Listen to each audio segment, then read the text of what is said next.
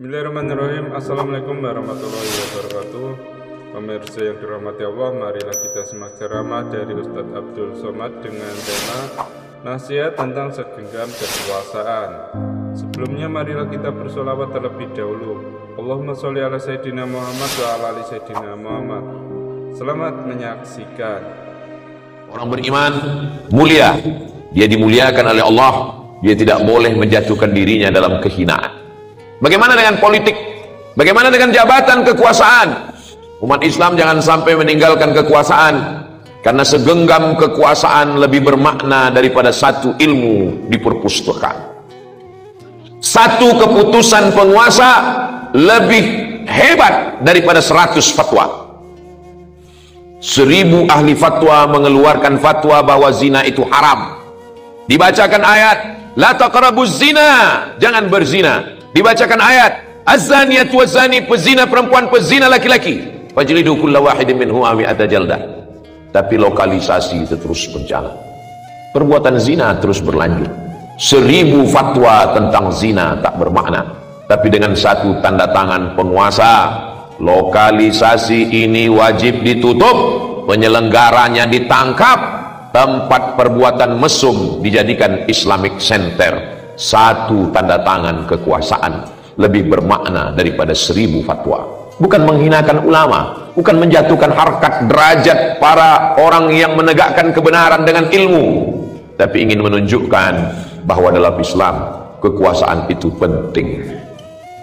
Negeri yang kaya raya gemah ripah loh jenawi, tongkat dan batu jadi tanaman, dari mulai emas, batu bara sampai nikel. Tapi masyarakat masih mengutip uang 2000 rupiah di pinggir jalan hanya untuk kemakmuran masjid, padahal ada tanda tangan penguasa yang bisa mengambil zakat, yang bisa memaksa pengusaha untuk mengeluarkan donasi sosial, padahal ada investor-investor yang mesti membayar pajak, dan pajak itu bisa digunakan untuk kemakmuran masyarakat. Apa maknanya? Segenggam kekuasaan, satu tanda tangan kekuasaan di ujung jari bisa dipakai untuk menolong agama Allah Subhanahu wa ta'ala. Itulah mengapa pesan Imam Ahmad bin Hanbal, meninggal tahun 241 Hijrah. Seandainya doamu makbul dan doa itu cuma satu, maka mintalah pemimpin yang adil, karena pemimpin yang adil akan membuat si miskin menjadi kuat, karena dia bisa mengambil zakat dari orang kaya. Orang yang kaya menjadi lemah karena dengan kekuasaan bisa menundukkan orang-orang yang berharta, memberikan hartanya kepada fakir miskin. Itulah guna kekuasaan. Apa kata Sayyidina Abu Bakar Siddiq ketika dilantik pertama kali menjadi khalifah? Al-qawiyyu fikum dha'ifun indi. Kalau ada di antara kamu orang yang kuat, kalau ada di antara kamu orang yang gagah perkasa dengan harta dan kuasanya, dha'ifun indi, dia lemah di hadapanku, aku yang akan mengambil hartanya.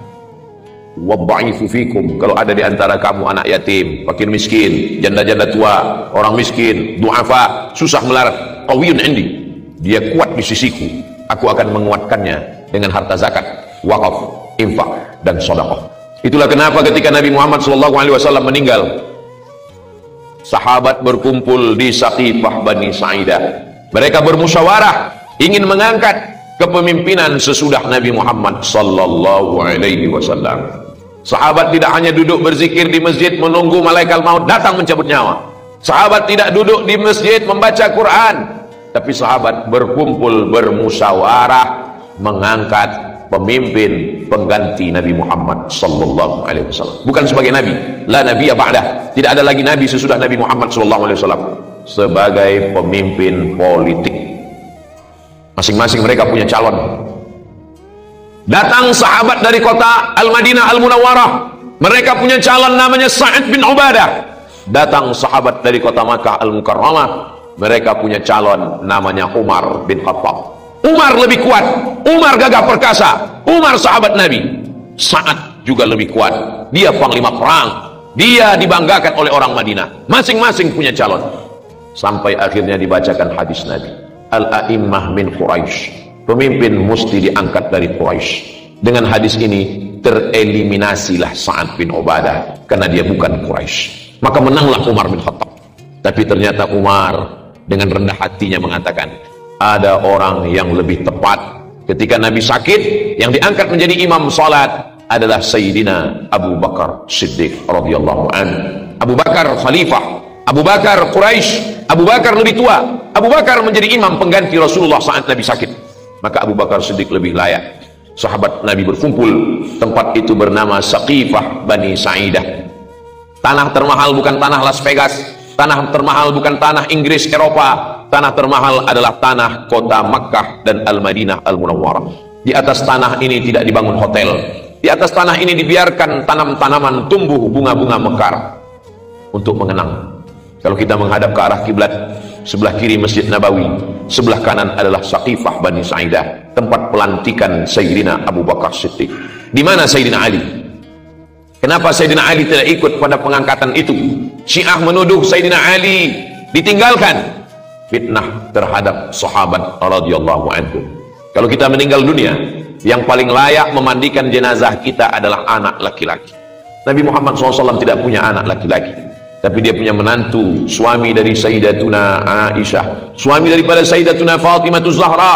Maka dia adalah Sayyidina Ali karramallahu wajhah. Maka yang mengurus jenazahnya adalah Sayyidina Ali, Sayyidina Al-Hasan, Sayyidina Al-Husain, Sayyidina Abbas bin Abdul Muttalib, Sayyidina Abdullah bin Abbas radhiyallahu anhuma, Sayyidina Fadl bin Abbas. Yang mengurus jenazah Nabi adalah keluarga ahli bait, sedangkan sahabat Nabi mengurus bidang politik. Nabi SAW meninggalkan kita dalam keadaan lailuha kanahariha, malamnya terang benderang seperti siang. Kota itu disebut dengan kota yang bercahaya, Al-Madinah Al-Munawwarah. Ketika Nabi Musa meninggal dunia, pengikutnya dalam keadaan susah. Perjalanan belum sampai ke Palestina, dilanjutkan oleh Yusha bin Nun. Ketika Nabi Isa meninggalkan Bani Israel dalam keadaan susah. Tapi ketika Nabi Muhammad SAW meninggal dunia, peradaban terbentang. Kota Al-Madinah Al-Munawwarah penuh dengan cahaya. Peradaban Islam. Kepemimpinan digantikan oleh Sayyidina Abu Bakar Siddiq. Meninggal Abu Bakar digantikan oleh Sayyidina Umar. Meninggal Umar dilanjutkan oleh Sayyidina Utsman. Meninggal Utsman dilanjutkan oleh Sayyidina Ali radhiyallahu anhu. Kenapa Islam begitu kuat? Karena ekonominya kuat, karena politiknya kuat. Kalau umat Islam mau bangkit, maka ekonomi mesti bangkit, politik Islam mesti bangkit. Anak-anak muda umat Islam mesti membangkitkan ekonomi, dagang, tani, bisnis. Kalau umat Islam mau dihormati dan dimuliakan, maka politik Islam mesti maju. Orang-orang yang ahli, orang-orang yang punya kemampuan mesti bangkit. Islam bukan agama yang lemah. Islam tidak boleh dihinakan. Ketika umat Islam ini menguasai ekonomi dan politik, disitulah dia akan disegani, disitulah dia akan dihormati dan dimuliakan. Tapi ketika Islam miskin, susah, melarat, kada al-faqru ayyakuna kufran, hampir saja kefakiran menjadi kafir. Antara fakir dan kafir tipis, setipis kulit bawang. Sekolahkan anak-anak kita di pondok pesantren, akidahnya Ahlus Sunnah wal Jamaah, fikihnya bermazhab Syafi'i, akidahnya berakidah Asy'ari, tasawufnya Sunni Imam Abu Hamid Al-Ghazali. Mereka masa depan. Yang hari ini kelas 1 pondok pesantren, 6 tahun lagi dia akan tamat pesantren, 4 tahun lagi dia akan selesai S1. Mereka akan jadi bisnismen, mereka akan jadi politikus, mereka akan melanjutkan dunia pendidikan. 3 poin umat Islam yang mesti maju: ekonomi, politik, dan pendidikan. Ketika di politik kita kalah, ketika di ekonomi kita kalah, masih ada satu harapan: pendidikan. Benteng terakhir umat Islam adalah pondok pesantren. Pondok pesantren dibusukkan dengan berita-berita miring. Supaya apa? Supaya anak umat Islam lepas dari pendidikan Islam. Alhamdulillah, masih ada hamba Allah dengan kekuasaan menolong pondok pesantren, menolong para alim ulama. Itulah lagi tinggal harapan kita di masa akan datang. Manusia akan mati, yang tinggal hanyalah anak-anak. Anak-anak pecandu narkoba, anak-anak LGBT, anak-anak pezina tidak punya masa depan. Anak-anak soleh yang digembleng, dididik, sholat 5 waktu, membaca kitab, berzikir, bermunajat, tahajud malam. Itulah yang akan menerima tongkat estafet kemajuan masa depan.